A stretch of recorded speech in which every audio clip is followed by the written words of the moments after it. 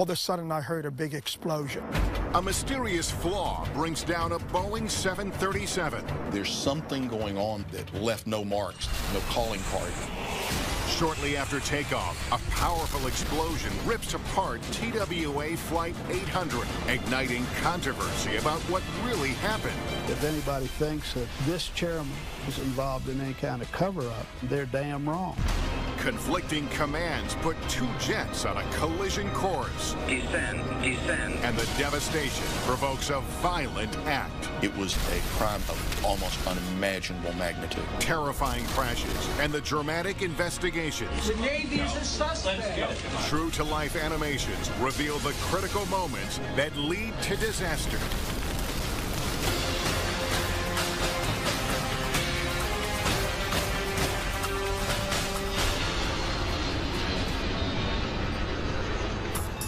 September 8, 1994, traveling from Chicago, U.S. Air Flight 427 is flying at 6,000 feet as it prepares to land in Pittsburgh. When suddenly, the Boeing 737 spirals out of control. 28 seconds later, it smashes down into a field in Hopewell Township, Pennsylvania. There was a real loud motor that was screaming. All of a sudden, I heard a big explosion. Police officer George David is 2.5 miles away from the crash site, which happens to be next to his farm. That was when I got the phone call.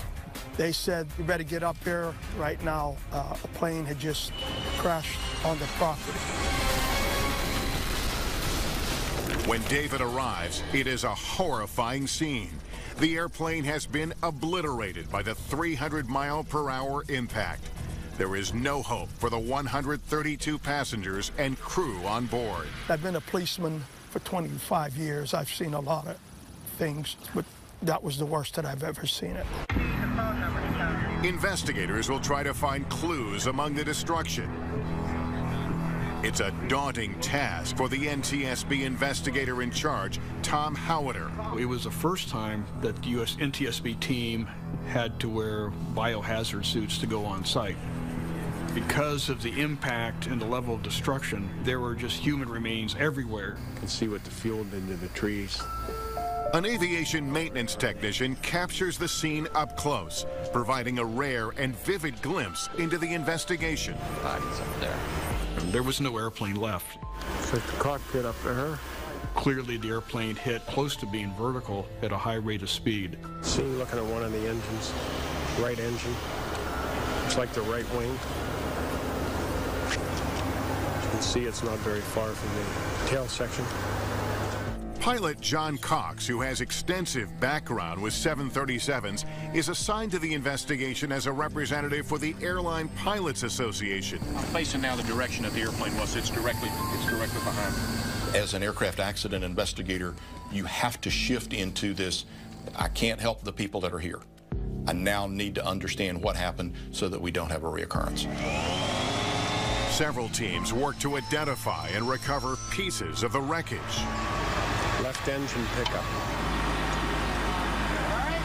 Seat parts and clothing, some wires. And the stuff here is waiting for decontamination before it goes to the hangar. At a nearby hangar, the wreckage will be sorted and analyzed piece by piece. This is day one of the sorting process. The flight data and cockpit voice recorders were ejected from the airplane on impact and are quickly recovered.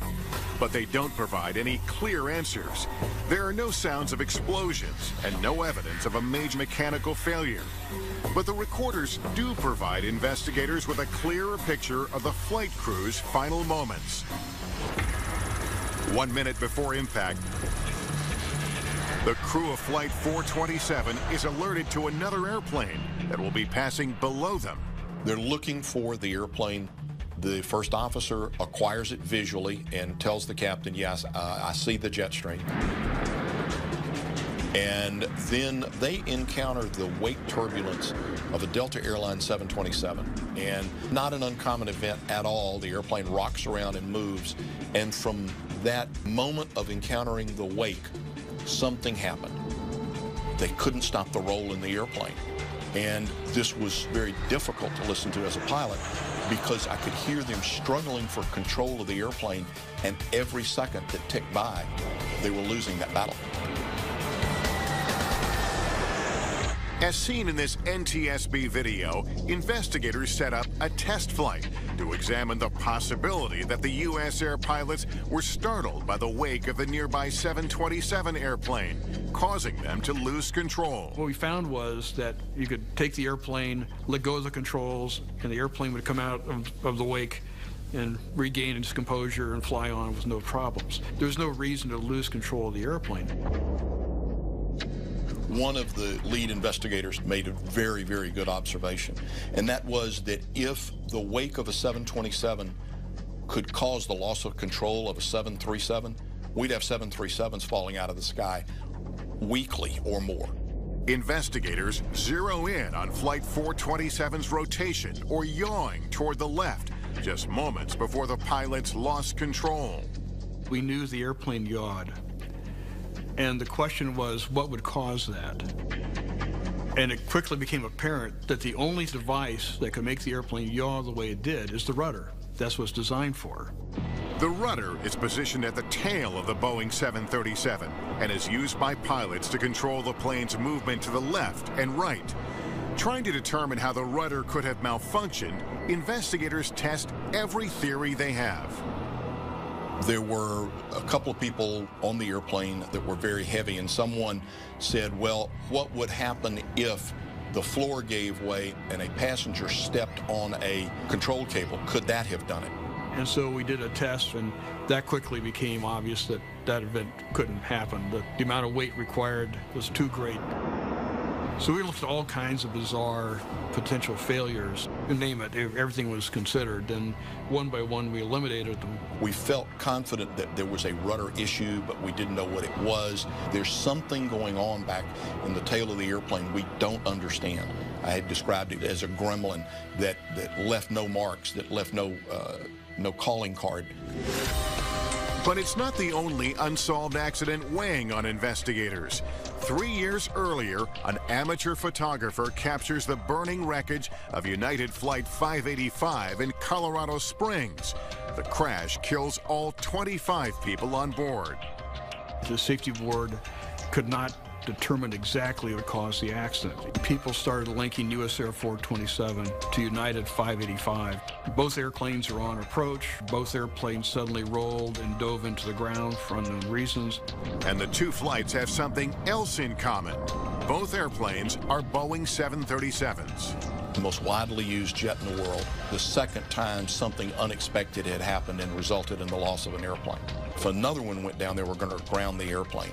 And the ramifications for grounding the 737 were unbelievably severe. This sets off a global economic catastrophe.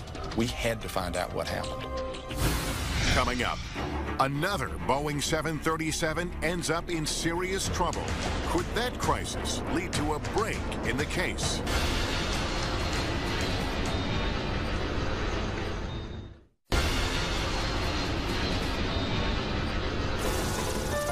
U.S. Air Flight 427 smashes down outside of Pittsburgh. It is the second Boeing 737 in 3 years to suddenly roll for unknown reasons and then crash, killing everyone on board.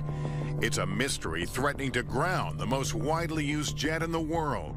Investigators suspect a problem with the rudder, which controls the plane's movement to the left and right, but they find no evidence of a malfunction. Nearly 2 years after the crash, a possible break in the case. The pilot of an Eastwind Airlines Boeing 737 experiences a sudden roll as the jet approaches Richmond, Virginia. He quickly got on the rudder pedals, and so you have two pilots shoving with all their might on a rudder pedal, and all it's doing is driving them back. It keeps pushing back at them. It doesn't go forward. We've never had this report from a crew before of a pedal back forcing against them. Now we're into a different scenario.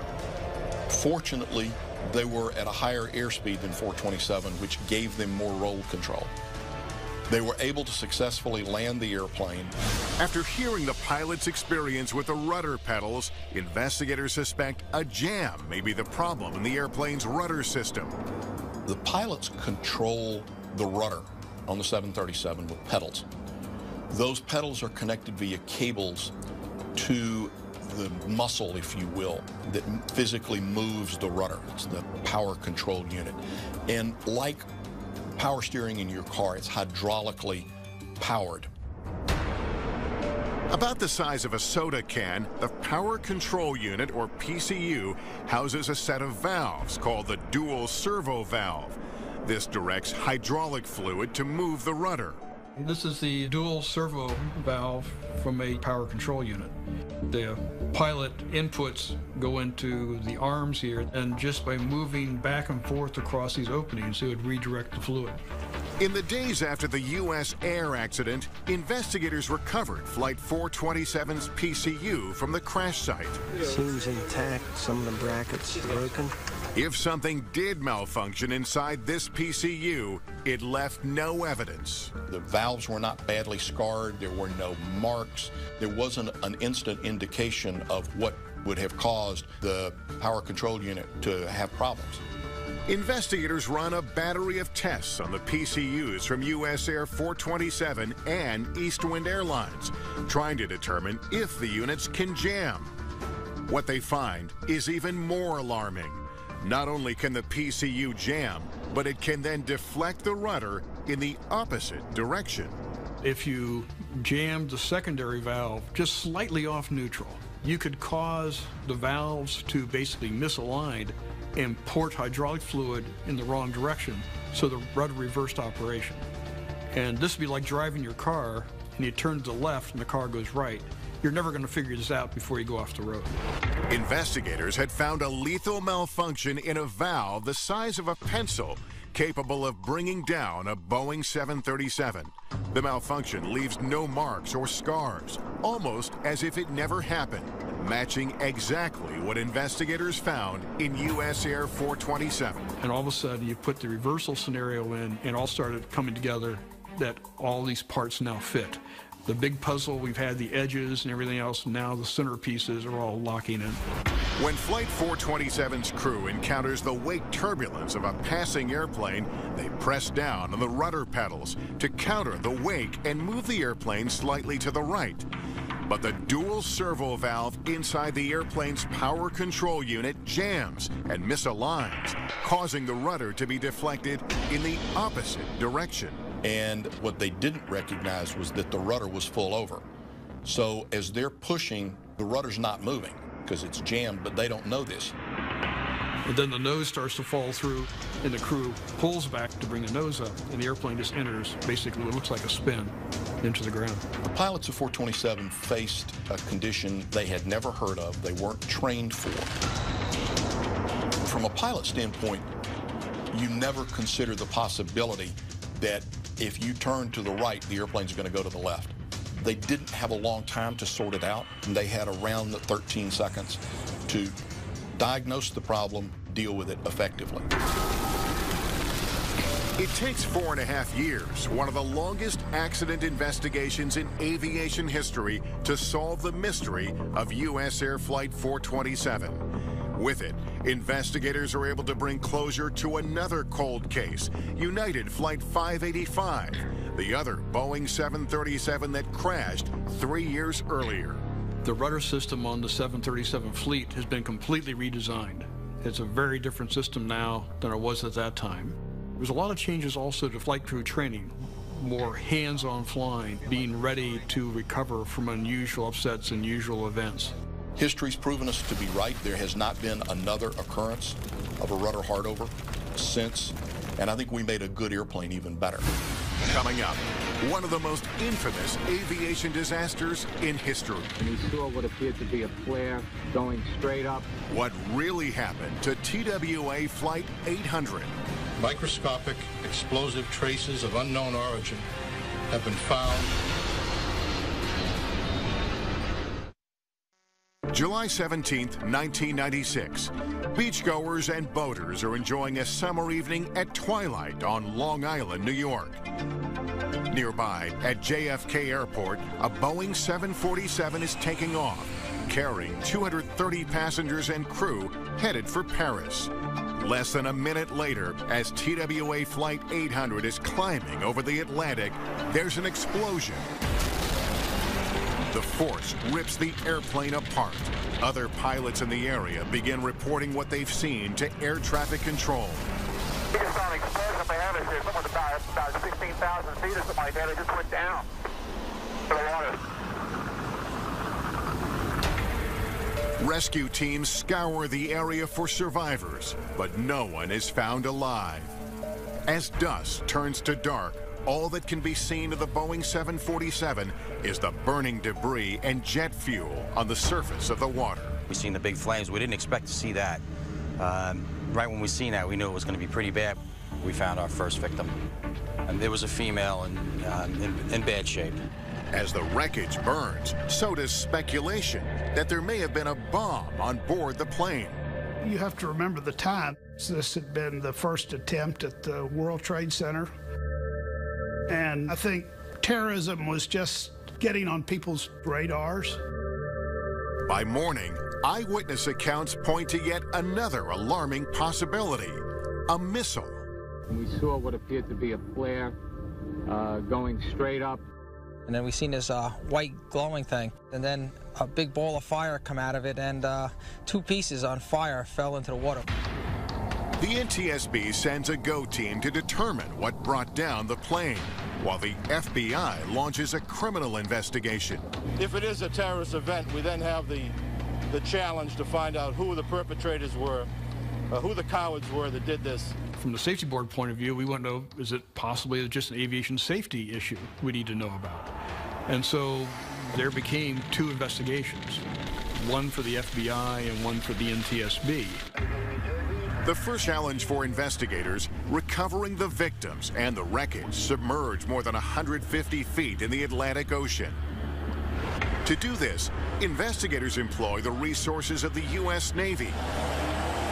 It will be one of the largest diver-assisted salvage operations ever conducted. It is both difficult and dangerous. I talked to the grapple master diver, and he was talking about that it was like diving in razor blades. As pieces of the wreckage are recovered and examined, investigators find what could be a frightening break in the case. Microscopic explosive traces of unknown origin have been found. Even more disturbing, rumors are swirling online that a missile may not have been fired by terrorists, but by the U.S. military. The FBI investigates the claims, scrutinizing U.S. naval vessels in the area at the time of the crash, but they find no evidence. But I can assure you that we've looked at every angle, every possibility, and the military of this country has had nothing to do with this horrendous tragedy. But proponents of the friendly fire theory believe there's been a cover-up. The Navy is a suspect. Let's get it, come on. The Navy is a suspect. Why shouldn't they be involved in the investigation? If anybody thinks that this chairman, this agency is involved in any kind of cover-up, then they're damn wrong. I tried to deal with the distraction so our investigators could deal with doing their work. Investigators have been recovering as much of TWA Flight 800 as they can, pulling pieces from the bottom of the ocean and transferring them to a hangar where they will attempt to reconstruct the aircraft. To see that mass of jumble and wires certainly brought home to me how difficult it's going to be to try to put that all back together again. Investigators recover hundreds of pieces of the wreckage, an astounding 95% of the airplane. When they finish assembling this massive puzzle, it is the largest aircraft reconstruction in history. When an explosive device goes off in close proximity to metal, it leaves behind very small craters and localized melting and all kinds of soot patterns and things like that. We were able to determine that there was absolutely no evidence that a bomb exploded close to the structure, and also that there was no evidence that any kind of particle might have penetrated from a missile that exploded nearby. Looking inside the airplane, we had all of the human remains x-rayed, looking for fast particles of an explosion that have been captured by the body. All the seat cushions, all the other parts we had examined, looking for the evidence of an explosion with a shrapnel flying about. We didn't see that in any evidence we saw coming back. As for the traces of explosive residue found, investigators believe it could have been transferred from military ships that transported the wreckage from the crash site. After 16 months, the FBI closes their parallel investigation. The team conducted a total and thorough investigation. 1, there was no evidence of high explosive damage. 2, there was no evidence of explosion of a missile warhead. 3, there was no evidence of missile impact. If it isn't a criminal act, then what brought down TWA Flight 800? And how can the eyewitness accounts be explained? Coming up.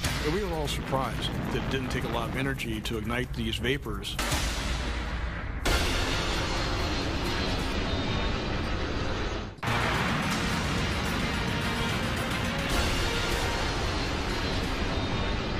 July 17, 1996, TWA Flight 800 explodes in flames shortly after takeoff.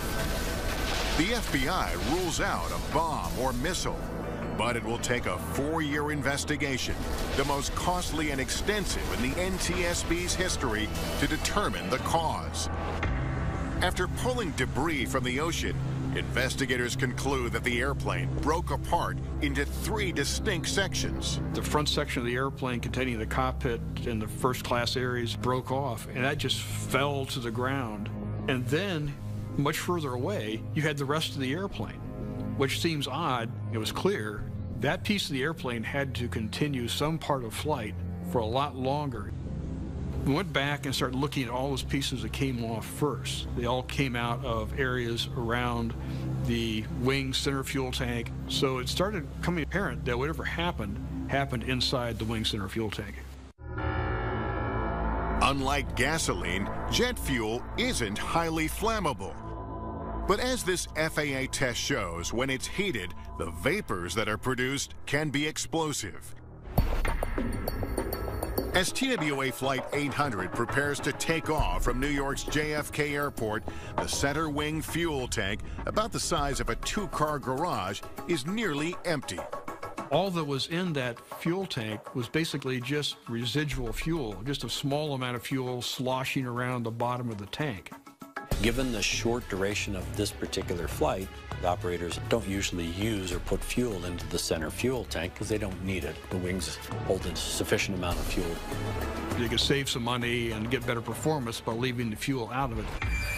With passengers waiting on board Flight 800, a delay with baggage is keeping the plane at the gate. It was a hot day in New York, and they had the air conditioning packs running to keep the aircraft cool.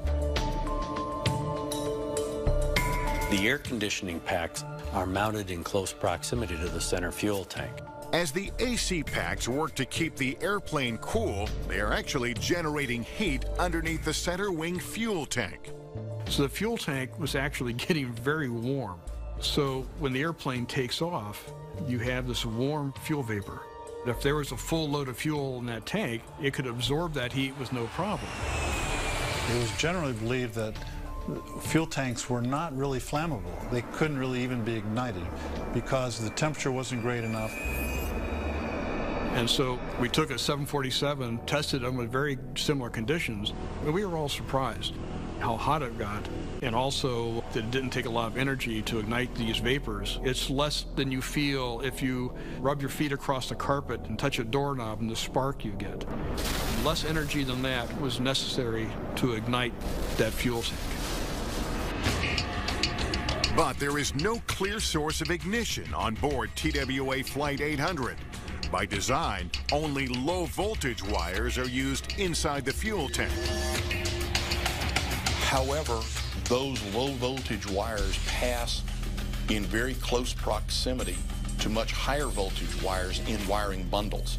And as the airplanes age and these wiring bundles chafe, you can have occasions where there's arcing or shorting between these wires, which introduces high voltage into low voltage wire, and now you have an ignition source. We don't have a piece of wire or something we can hold up and say, this absolutely did it. There's not enough left. The NTSB believes, and I believe, it was most likely a short circuit of the wiring, and that certainly was very possible.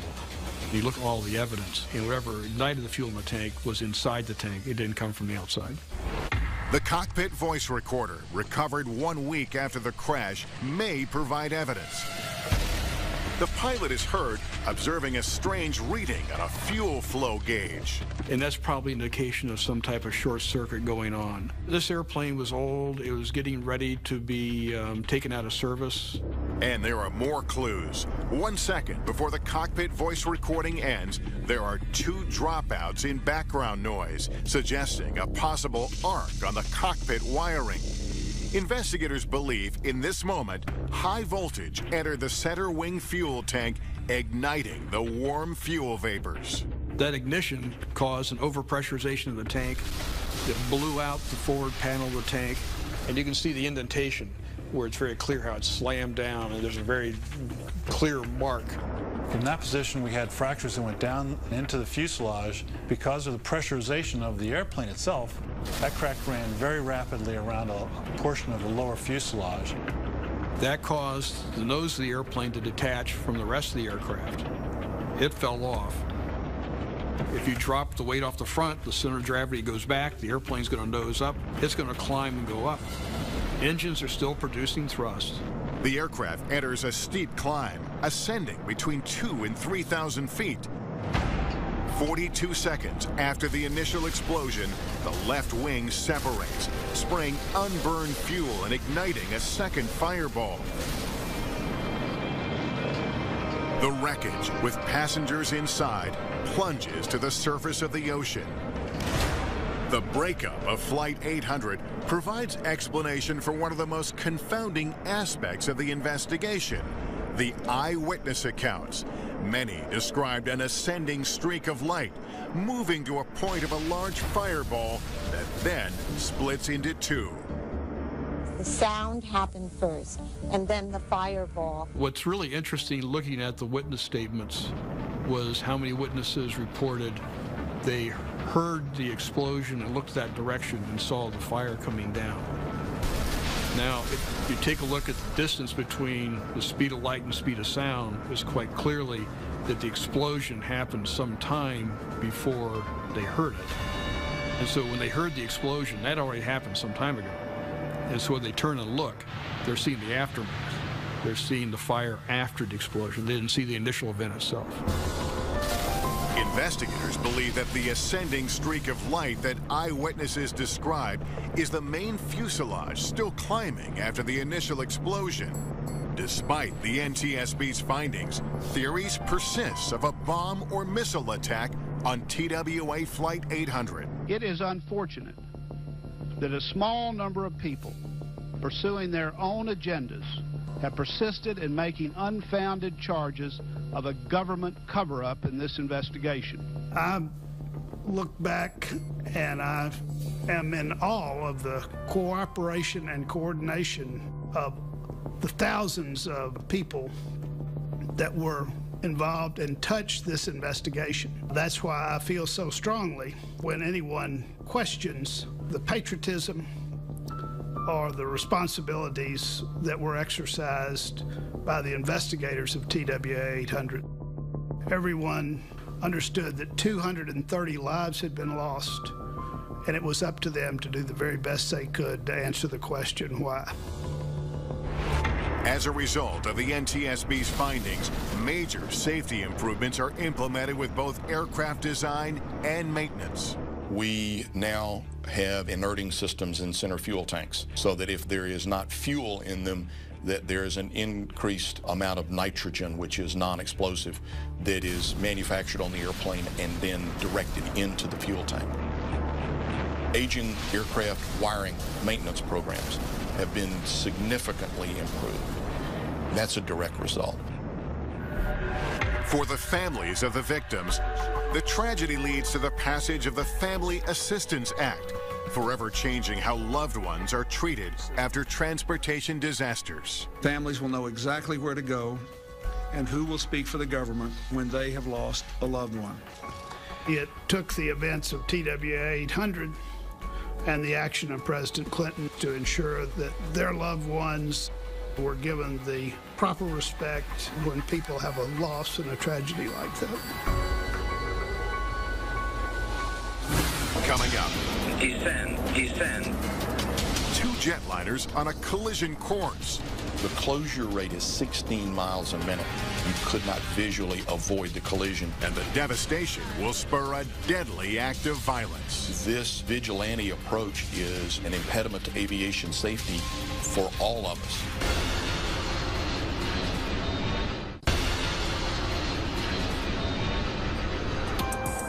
July 1st, 2002. DHL Flight 611 is flying from Bergamo, Italy to Brussels, Belgium. The two pilots of the Boeing 757 cargo jet received clearance to climb to 36,000 feet as they pass through German airspace. At the same time, Bashkirian Airlines Flight 2937 is en route from Moscow to Barcelona. The Russian Tupolev airplane is being chartered for a school trip. On board are 60 passengers, mostly children, and 9 crew members. The flight enters German airspace flying at 36,000 feet, the same flight level as the DHL cargo jet. The two airplanes are on a collision course. Despite being over Germany, the airspace is controlled from Zurich by the private Swiss airspace control company SkyGuide. Air traffic controller Peter Nielsen is the only person handling the airspace at the time. His colleague has taken a break, leaving him to monitor 2 screens several feet apart. This is against regulations, but a common practice known and tolerated by SkyGuide management. On one screen, Nielsen is busy coordinating the arrival of a delayed Airbus. He doesn't notice that on the other screen, there is a conflict between the Russian airplane and the DHL cargo jet. The controller was overloaded. He had a lot of responsibility, and an overloaded controller is more prone to make errors. To make matters worse, Nielsen doesn't realize that the ground-based optical collision warning system, which alerts him to imminent collisions, has been switched off for maintenance. In the sky, the two airplanes are less than a minute from reaching each other when an onboard system called TCAS sounds an alert to both crews. Traffic. The traffic collision and avoidance system known as TCAS is one of the great technological innovations in aviation safety. Traffic. It provides the crew not only with a display of a potential conflicting airplane, it also provides commands that ensure separation. It's a very, very smart system. On board the DHL cargo jet, TCAS instructs the crew to descend. Descend. The crew responds immediately, switching off the autopilot and beginning a descent.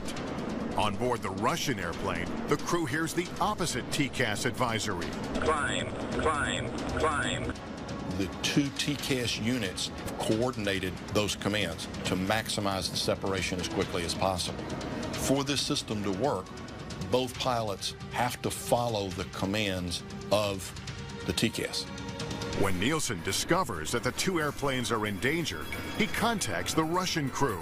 Unaware that TCAS is issuing an advisory to climb, he instructs them to do the opposite and descend by 1,000 feet. When you have conflicting commands, there is a short interval which the decision is which one are we going to follow.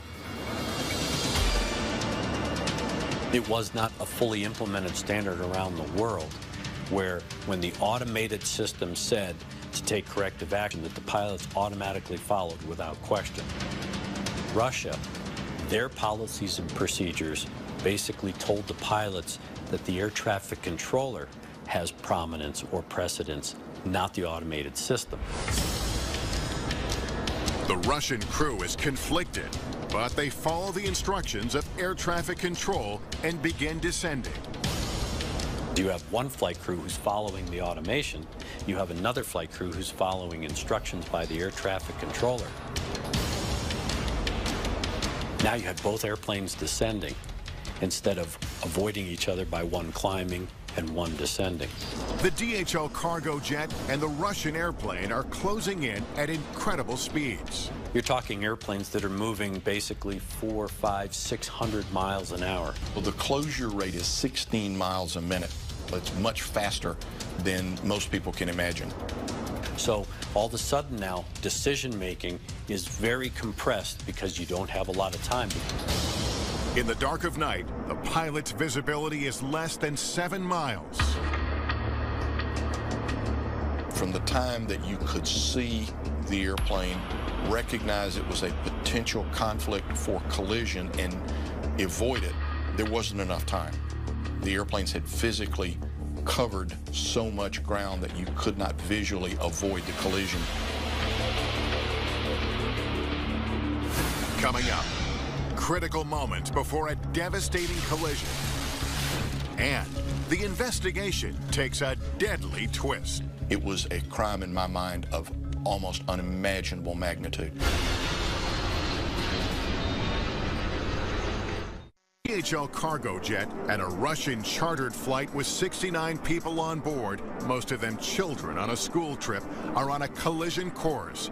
The onboard traffic collision avoidance system, or TCAS, has issued coordinated commands.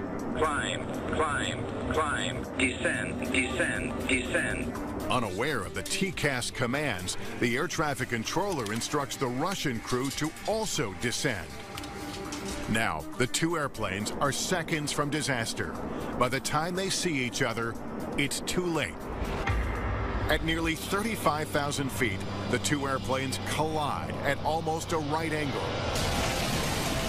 The DHL Boeing 757's vertical stabilizer slices completely through the fuselage of the Russian airplane. Many of the passengers are pulled from the aircraft as it plunges toward the ground. In the nose of the airplane, the crew loses consciousness from the high-speed fall. The DHL cargo jet has lost more than 80% of its vertical stabilizer. The pilots struggle to control the aircraft for another 2 minutes before they crash. The airplanes strike the ground north of the town of Oberlingen, Germany, with some pieces of the wreckage landing only feet from houses. No one on the ground is injured, but all 71 people on board both airplanes are killed. Nearby, the directors of a school for children with special needs hear the crash. I heard a loud bang and thunder, and I thought, strange, is that a storm? But it couldn't be really. I looked out and saw what looked like a rocket and a column of fire falling to the earth. This is the area where the people found their death, most of whom were children, in a strip from here scattered through the woods. Accident investigators began a long process of collecting and analyzing the wreckage of the Boeing 757 cargo jet and the Russian Tupolev airplane, preserved in this hangar. We are basically standing on the roof of the plane, and over there we can see the left wing of the Tupolev. And here we can see massive collision marks due to the contact with the vertical tail of the Boeing 757. And if you look here, you can see red color that matches the red color of the empennage of the Boeing. Investigators determined that if the TCAS commands had been followed by the crews on both airplanes, they would have avoided a collision. Technically, if they had both followed the TCAS system in their respective aircraft, one aircraft would have climbed, the other would have descended, and they would have avoided the conflict by vertical separation. Investigators also conclude that shortcomings at SkyGuide, the Swiss air traffic control system supervising the flights at the time of the accident, played a significant role. I don't find the word, actually, to describe the shock I have, and the deep sadness we have, the whole crew of SkyGuide. Only one air traffic controller, Peter Nielsen, was managing the airspace at the time of the incident. He receives medical attention due to traumatic stress. But some people, like Vitaly Kalayev, place the blame on Nielsen himself. Kalayev loses his wife and 2 children in the accident. A year and a half after the crash, a shocking act of violence. Kalayev travels to Nielsen's home in Switzerland and stabs him to death. This vigilante approach is an impediment to aviation safety for all of us, because this action of the air traffic controller was not a willful disregard of procedure. That gentleman that evening did the very best that he could with what he had.